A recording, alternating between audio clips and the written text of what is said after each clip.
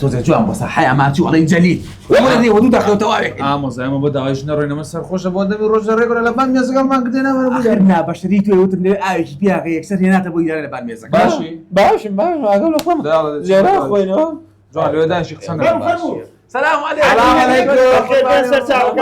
يا بابا حاج بخير. السلام عليكم. السلام عليكم. يا بابا خير. يا اخويا بخير يا سرساو. شوف يا اخو بالش اخوي يا قربان كم قربان بخير. ام زبوات لي سايولي شنو حياتي وازن بوتيلات دقيقه جميل دايش فهم شاوكم قربان والله يتر الله يشرع شرمي بريو او بري من او شيء توي بزعل كان قران بلي شو بيني يتر دليتي شو حزيديا يتر بي قوم يعني خدماتي كمان نزكينيو قبلتها كردي بخير يا سرساوان جا خيتك بس هشان السيريا كم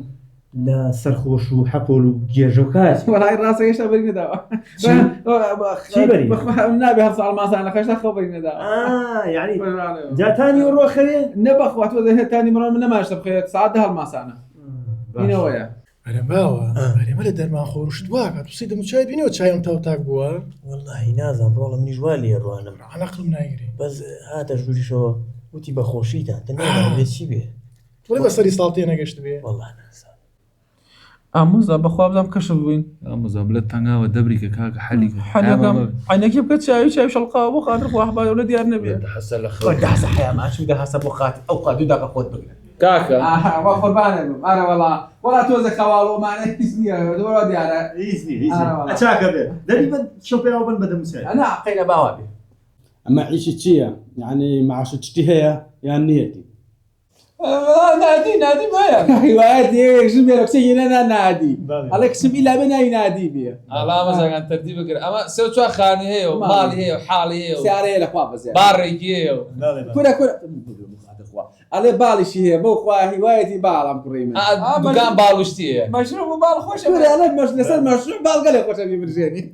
مالي لا لا مش تيجي خدت على النبي ام قصانا بجديه بشغلها كما درو قبلناكم مشتانا بهيش واسع ما بقسم لك بيان انا بابيبا كره مسيدي عندنا اوسر خوش هاتو تجولو اني علي بخوشيته ما زي بوسري صلاتو حياله شو بين ودعي كاكي خلق باس مقالي شو خال مسكتك يابا سرخوش دوای لنادي ماديش اي دوريني كره باخو هروانا من تو بقول بعد شقه زبوجين هنا بو بيا وكنا تو بناكا خذ عن شاك يكين ودور هنا سري راسك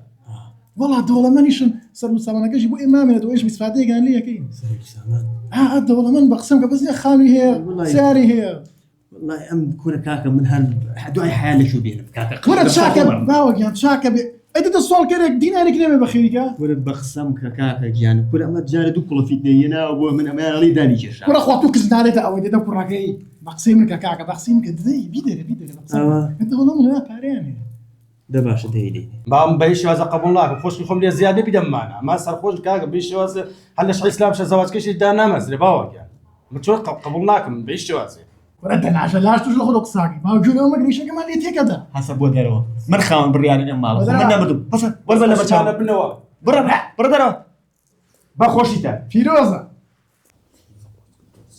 اموزا يكفت دوبا دستوا رازي لا ما بعرف شنو انا ولا الجمعه ابو توي انا ابو تو كاكا مجان خش حاله يا بابا خوشي داسي